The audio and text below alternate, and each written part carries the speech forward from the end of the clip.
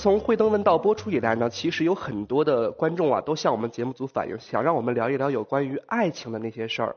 那其实呢，爱情这种事儿，人人都有经历，但是人人呢都说不清也道不明，并且呢，并不是每一个人的经历都是那样的完美。那其实呢，有很多的节目都讲述过爱情的甜蜜。那今天呢，我们就反其道而行，来聊一聊是什么扼杀了我们的幸福。为了能够把这个话题聊得更加透彻，今天我们为大家请来了4位重量级的嘉宾，他们分别是王冠、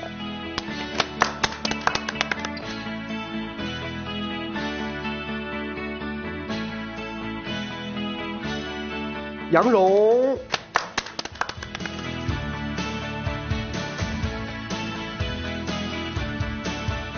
陈龙和张灵芝夫妇。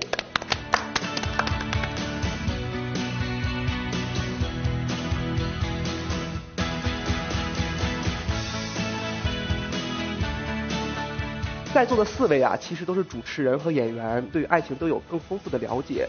那同时呢，我们今天也请来了一位更加重量级的嘉宾，他就是慈诚罗珠堪布，欢迎堪布。谢谢。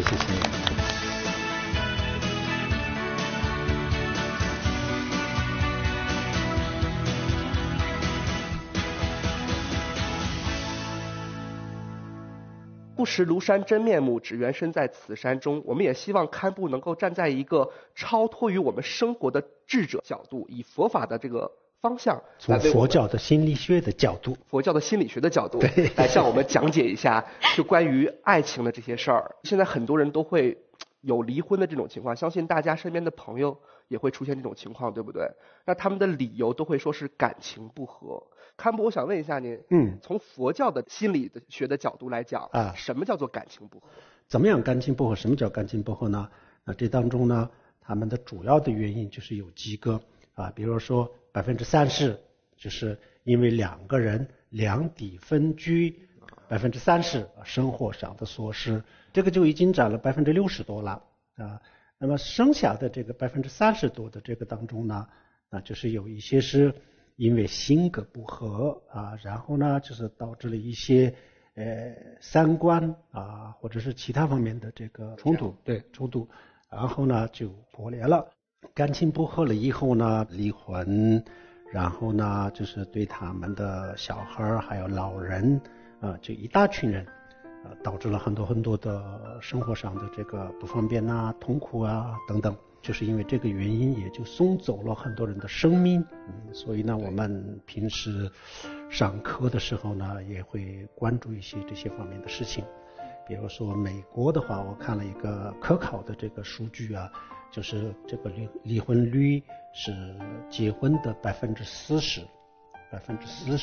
中国的话呢，就是2018年，也就是去年啊，那就是这个离婚率呢，就是结婚的38%，真的是很高的一个数，是很高了，已经不止1/3了，不止1/3了。对，有些城市都已经是高达60%多了，超过1半以上，对，1半以上了，对，1半以上，对，越听越可怕呀。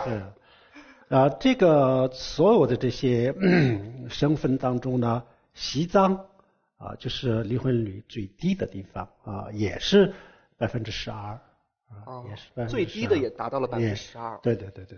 确实很多人真的是因为平常生活当中的琐事，然后造成这种感情不和。当初在一起的时候，其实也算是克服千难万阻，轰轰烈烈的在一起，然后也许下了海誓山盟。当初的许下的海誓山盟，其实最后都被一些什么给平掉了呢？琐碎的小事，鸡毛蒜皮的小事。是。我有一个朋友啊，其实他们俩就是这种状态。非常的模范夫妻，当初在一起的时候真的就是克服了千难万阻，他们俩在一起就是所谓的王子和公主最后幸福的在一起了这样的一个状态。但是他们俩有一天吵架，你知道因为什么吵的架吗？2个人讨论这个世界上是否有外星人然后因为这样一个非常无厘头的话题，最后吵到大打出手。结果有还是没有呢？谁也说不清楚啊，就像是这个世界上是先有蛋还是先有鸡，谁也说不清楚，对不对？那我想问一下，大家平常生活当中有没有这种情况下，就是因为鸡毛蒜皮的小事而发生争吵？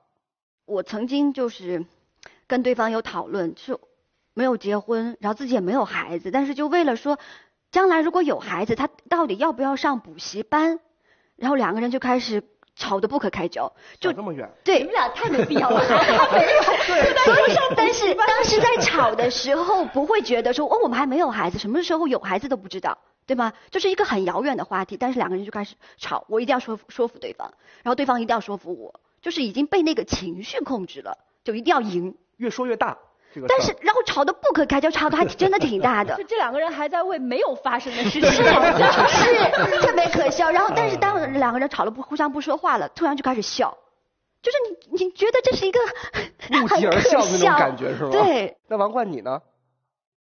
我啊，我是就是我有一个特别不好的习惯，我特别不能够忍受对方听不到电话铃声。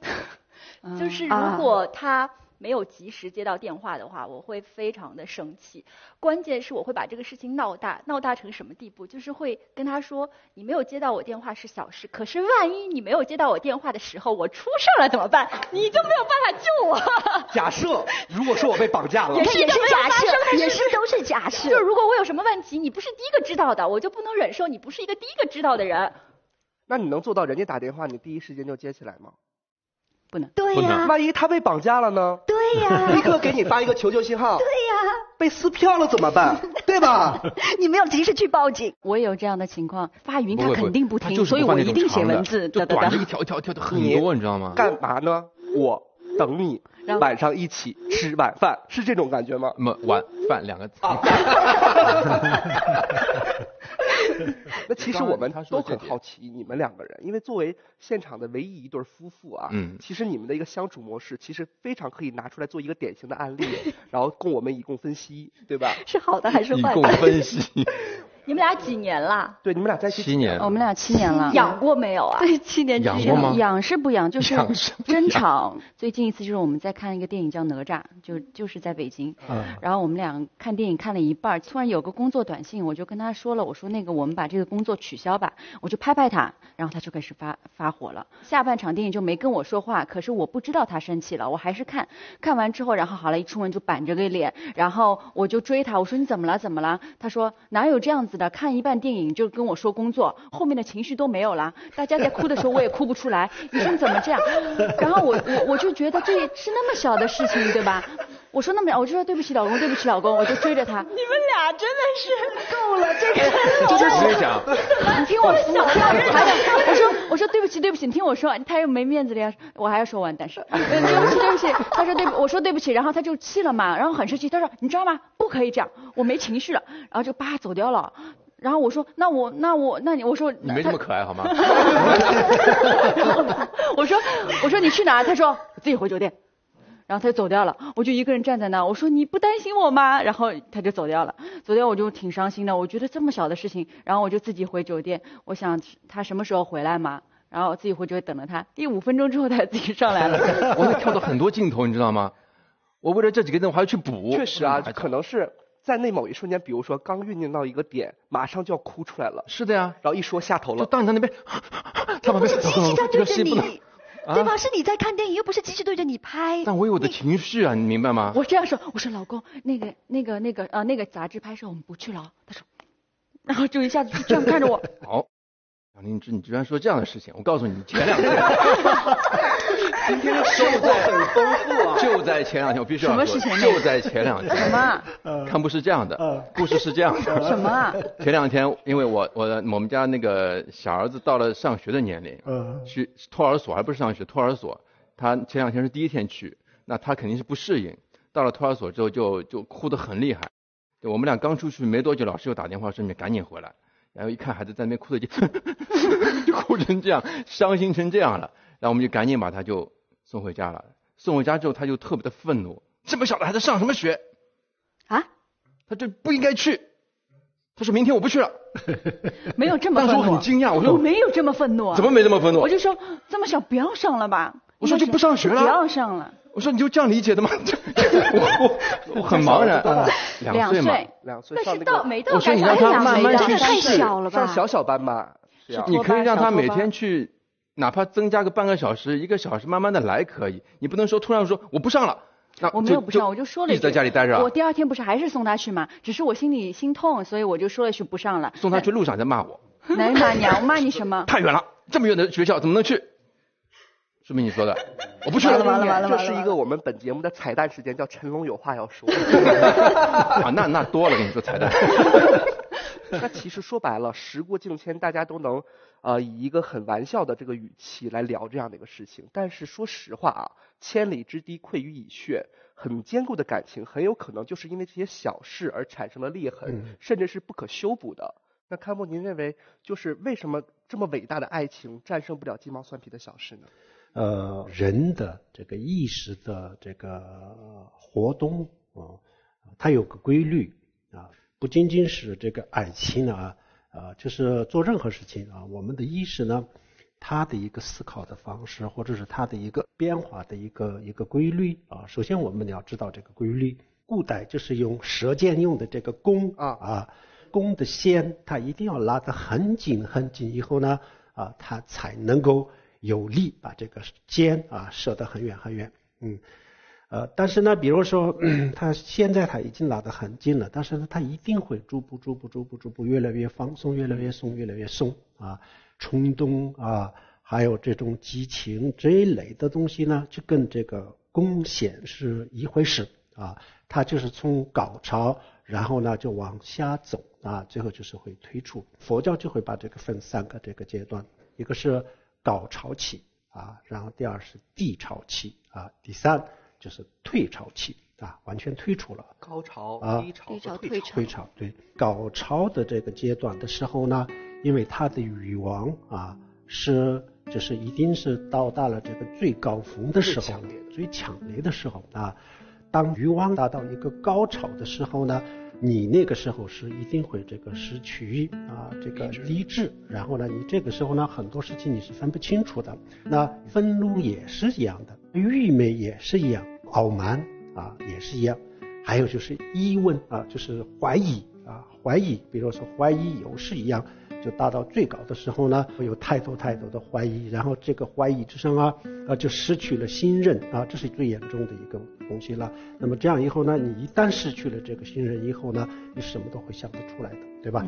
佛经里面讲这个我们贪嗔痴慢疑这5个呢就叫做无毒我们的意识呢，它像是一个电脑的程序这样子的话呢，那这个无毒呢，它就像个电脑的病毒那比如说病毒进入了这个程序以后呢，那电脑呢它像发疯一样的，它就不能正常的工作同样的，比如说我们心里产生了这个无毒的任何一度意识呢它就完全是乱了以后呢，它就不能这个正常的工作。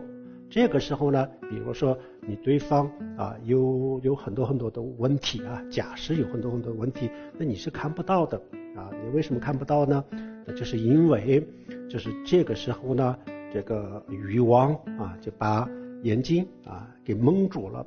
不仅仅是欲望比如说生气愤怒也是一样的。这个5个东西呢，当它是高潮的时候，最高的时候那么你就很多真相就看不到的然后呢，它就到了这个低潮的时候呢，它就已经降温了。那么低潮的时候呢，就慢慢的就开始发现别人的有些不足的地方了但是呢，也不是看得很清楚了。然后真正看到这个别人的这个问题的时候呢，那是这个退潮的时候了。退潮了，这个激情冲动全部就冷却下来，完全的这个冷却下来。这个时候呢，如果你是真的是有这个爱的话，那么这个沉淀完了以后之后的那个才是真正的爱。以前这些高潮和低潮的时候的这个看到跟想到的，跟现在退潮以后的这看到的东西呢，完全是不一样的那么这个时候你看到的也许是真相因为你现在就是没有这些障眼法，这个时候才会发现我们刚刚讲到的，比如说性格不合呀等等这个高潮期是没有的低潮期也是基本上是没有的，退潮期的时候呢才会有的那个时候呢，看到别人的各种各样的这个不足的地方。刚才讲的这个贪嗔痴，尤其是这个慢慢啊，因为就某个自己的优势啊，就是开始这个有傲慢啊，然后呢有了傲慢以后呢，就对方的比如说是很小的一件事情呢，也就特别看不惯，哎，怎么可以这样子呢？等等等等啊，开始就是有一种这种傲慢性啊，然后呢疑就是怀疑，刚才讲的啊，这个时候就是这个就更加的严重了。那这些东西全部出来了以后呢，如果你想要坚持啊，你想拥有这个家庭啊，这个感情的话，那你是必须要调整啊，必须要调整啊。调整的方法呢，当然另外要学习的啊，要调整。那调整了就是没有问题了啊。如果不调整的话啊，那么就你肯定是这个34%的之一肯定会出现大问题。对，不需要太多的这个很大的什么事情呢，很小的事情也可以这样子。即使处理好的话呢，那么这个高潮期、低潮期过了以后的时候呢，就是比较正常了，正常了啊。也许这个时间呢，可以就是几十年啊，甚至是这个一辈子啊，都有可能了。原来如此，我发现啊，真的是有一种茅塞顿开的感觉。对，所以这个是人的一个心灵反应的一个正常的这个情况，人都是这样子啊。比如说他不仅仅是爱情呢，他就喜欢任何一个其他的东西啊，他也是这样。比如说他喜欢一个其他的物质的东西啊，那么比如说喜欢车啊、房子呀、收藏啊等等啊，都是有一个这样子的过程啊。但是我们平时呢不太在乎这个，也不太知道这个自己的内心的这个活动啊，以及它的这些过程。是。其实刚才都说了很多关于这些鸡毛蒜皮的事情，那我就想问一下大家，当遇到这一类的争吵的时候，大家一般会选择怎么样去化解？走开。走开！我跟你讲，女生最讨厌的就是男人走开。我就是离家出走。就是这属于不面对，就是属于冷战，就是会激化问题吧？就当你们在很愤怒的时候，没必要跟你们说任何的话，等他稍微冷静一点的时候，我再回来。这也许是一个办法啊。也许是哦。王冠，你呢？你会吵架吗？就是那种针锋相对的那种。吵啊！那就是我憋不住会吵，就是我如果不说出来，我会特别难受。但是我觉得事情还是要解决本质上的问题。所以最好的方法就是当时当刻，如果有一方能够先就是服软，可能就会把这个气氛调节好。因为如果大家都是那种强硬的状态，石头碰石头，那肯定就是都碎了。所以大家有一方最好是男方先服软，总有一个结局，这样比较好，容易解决问题。因为女方服软，当时当刻可能解决，但是他心里会，刚才这件事情是我先服软的，就是男人先服软，然后你再教育他。我是愿意听别人就是教训的，就因为我还是希望自己能够提升和进步的嘛，所以我愿意听到这件事情的。杨龙呢？你觉得呢？我可能比较麻烦，我得先等我那个情绪劲儿过了，先让对方给我台阶下，然后我也不会跟对方交流，要对方一直来问你怎么了。其实我很生气，但是我就是要对方一直问我，问到我觉得 OK， 我可以放下那个情绪去跟他去做交流。那你们两个人的性格要碰在一起就完了，各不理谁。各不理谁，你往左边走，我往右边走，大家去冷静一下吧。对，所以如果是我跟对方吵架，然后像你的这种直接出门啊，接受不了。绝对。如果说你们这两个性格的人在一起相处的话，就是那34%的其中之一。对，不，我们这种性格不会吵起来的，因为你也不说话，我也不知道你生气，我干嘛要跑？就不这种就不可能啊！你都不知道他生气，他更生气。对的，其实他是生气的呀，他不会生气的。对也不问你，所以为什么不问我就会阴阳怪气的。对啊。吃饭吗？不吃。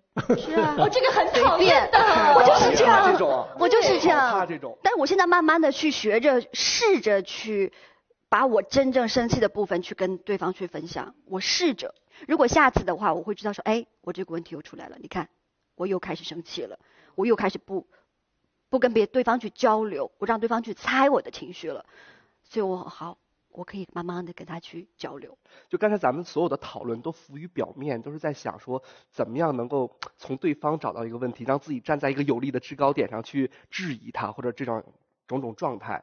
那我也想请问一下堪布，贪嗔痴慢疑是病毒，是影响我们程序正常运转的病毒，那我们得想办法去把这个木马病毒给它杀掉，对吧？给它去除掉。那怎么样去除掉呢？其实这放诸于每个感情或者每个人的身上，其实都有不同的方法。就是平时的这些争吵呢，第一个也没办法回避啊，这个也是任何一个人呢，在这个生活当中是不可能没有这些东西了，这个是免不了的啊。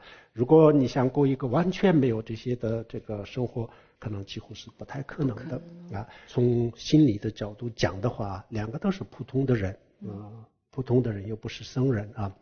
那这样子的话呢，他这个心里呢都有这些烦恼，这烦恼都有的啊。这些烦恼呢，3个条件它就会产生第一个就是它本身就是有每一个人的心里有这个它的种子啊，这烦恼的种子呢大家都是有的，普通的人都是有的。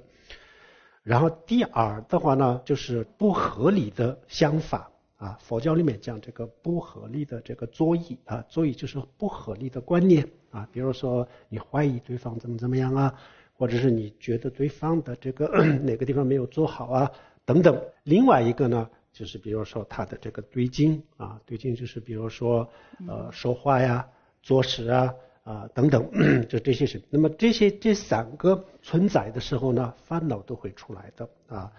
但这3个呢，基本上很多时候都是有的，在日常生活当中经常都有的。那这种情况下呢，这些发生一些争吵这些都是正常的啊。但是呢，我觉得就是这个当中就有一个原则原则是什么？比如说争吵的时候呢，就是就控制住自己就是不能说就是太伤害别人的这样子的语言或者是内容这个是不可以说的。言语的伤人是很可怕的，如刀一样。对。然后呢，在争吵这个发生的过程当中，一定要想到这个是要解决的这个不是要让它一直的发展的，一定要解决。这是现在当下呢2个人都在这个气头上所以是没办法停下来。但是呢就是这个必须要有这个准备一定要让它这个结束只要有这2个条件的话呢，也不会有太大的这个问题。只要有这2个如果没有这2个想法或者准备这样子的话呢，那就是这小事情就可以去发展。确实必须有一个人先退一步。不管是谁，一个家庭，我觉得不管是男的女的，就是有一个人得认识到这一点，往下退一步，那这事就好办了。对，如果说2个人都往前走一步的话，那就越闹越大，真的会这样。每一个烦恼，比如说任何时候就是争吵，它肯定是它的原因就是不超过这个5个烦恼之一要不就是因为自己的欲望比如说就是有些自己的这个需求就是对对方的一些需求没有满足不满意说话的方式做事的事情等等等等要不然呢就是因为是什么其他的原因或者莫名其妙的这个生气就是就五个这个烦恼之一，一定是这5个烦恼当中的一个的原因现在是争吵了。看起来是这个可能是一个日常生活当中的一些琐碎的事情，但是主要的根就是在这个5个烦恼当中那么5个这个烦恼5个烦恼，佛教就是有5个不同的方法去对治那这些呢，我们要到这个佛教里面去学习然后呢，到这个如果学好了以后呢那么比如说刚才你谈到了，比如说生气的时候呢，你自己就难受，很多时候都不说话等等那这时候呢，你静下来，比如说你就找一个稍微安静的地方就通过这些佛教的方法，就把这些烦恼解决了以后呢，你进去的时候呢，你是很不开心的那你出来的时候呢，就开开心心出来了对这是可能是最好的解决的方法了。像没有这个佛教的方法这样子的情况下，比如说冥想运动这个运动也是很好的，只要守住这个2个原则的话，这都是没问题的。考完之后我觉得就是要开个会总结一下就是什么问题为什么会导致吵架，那下次我觉得就会有改正嘛就是大家沟通还是比较重要的，然后通过这次吵架沟通完之后，可能感情会更升华一点。这个终结是真的是很需要的。这个，为什么吵架了？吵架之后过了以后呢，大家没有这个情绪的时候呢，然后就是知一知哪里没有做好自己也反思一下对方也说一下，因为这个时候说了也不会激怒别人这个时候是因为大家是比较正常的时候了。那这样子的话，对这个家庭，我觉得可能是更加的有利，更加的有利。这些争吵如果你要找一个对和错来讲道理的话，可能是没有什么道理。就是刚才他们这样看电影的时候，是谁对谁错，这很难。我们现在的阶段就是会争吵，但是有时候我其实是非常会自我去，就是比如说我的情绪出现的时候，吵架肯定有情绪，我情绪出现的时候，有时候我会选择算了，就是他的情绪出现的时候，现在我会自己消化了，通过方式去把这个情绪给他降到最低。可是这个情绪也是在的那他的情绪也会有吗？这是我很大的一个疑问，这个度怎么去衡量？因为其实他是我先生，而且是在外面工作也很辛苦，独当一面的，那我也不想在家给他很多压力。但是其实女人的情绪在的时候，我很怕，因为情绪到一定点，女人有一个很奇怪的一个焦虑跟她的抑郁的东西会有，其实在女人的体内都会存在这个荷尔蒙的东西。我真的是想问一下堪布，这个如果对方真的错了这个问题，我们怎么去排解心理这个平衡这个秤，然后怎么去解决这个问题？我觉得就是要看你刚才说他真的错了，第一个是不是他真正的错了，这个是你首先要确定，对不对？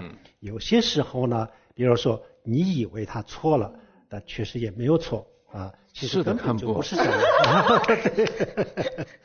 太对了。首先第一个呢，你可能自己是不是太敏感了，是不是还有就是你比如说各种各样的原因就如果你想象力非常的丰富，那这样子的话呢，可能是这可能是有太多的东西就是给他强加于他，对，强加给别人，也许真的不是真的，你想到的事情真的一点点都就不沾边了这真的有可能你这个是因为这是不仅仅是这个家庭的关系这任何时候都会有的反正这个人与人的这个关系之间，这个是很有可能的比如说在其他的场合官场生意场还有就是以及其他方面都是有的。首先我觉得你真的是要静下心来，首先要确定你以为错了，这个你的依据是什么？真的错了吗？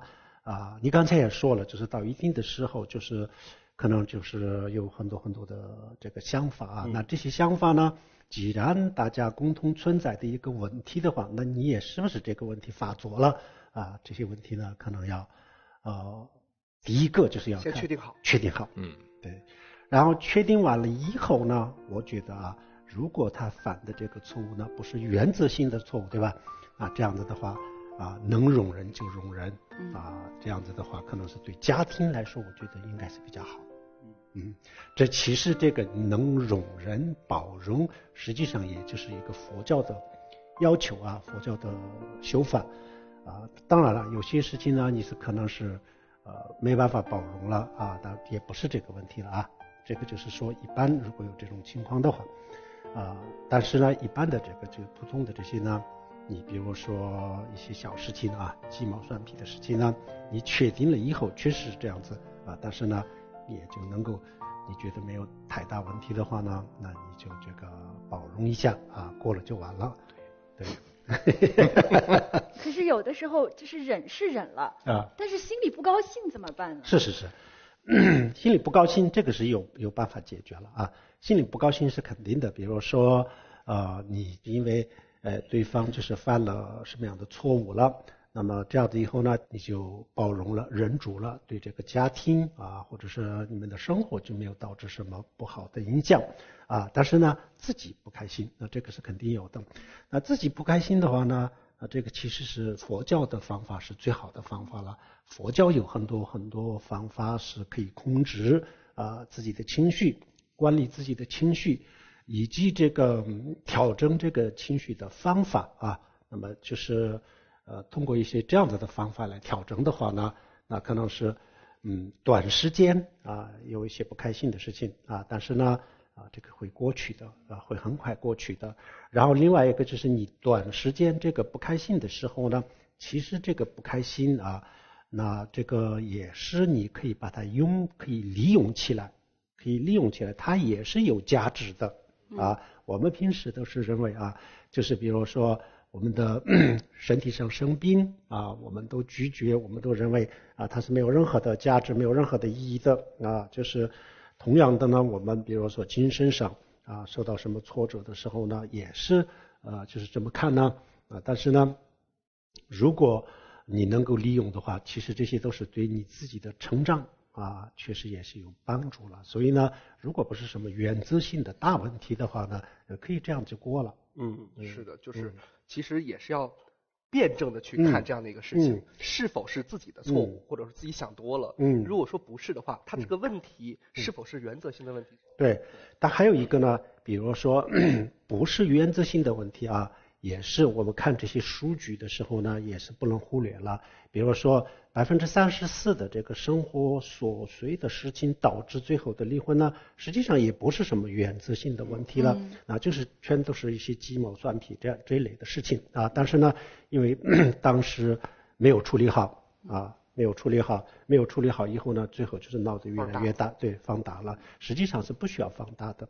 其实早处理的话，可以很好的就处理好。对，比如说这些爱情也好亲情也好，友情也好这些爱和被爱都是实际上都是非常的美好，然后呢也是让人很快乐幸福，也是一个心理健康的一个很重要的一个因素，它本身就是让人开心的。但是呢，这个里面呢，就是掺杂了一些另外的这些东西的时候呢，然后它就变得不那么美好了这个时候呢，不能让人开心了，不能让人快乐。所以比如说大乘佛教里面呢，也经常讲这个慈悲爱那么这个爱呢，大乘佛教的爱呢，当然不仅仅是指的是这个爱情但是呢，爱情的爱它也是一种爱。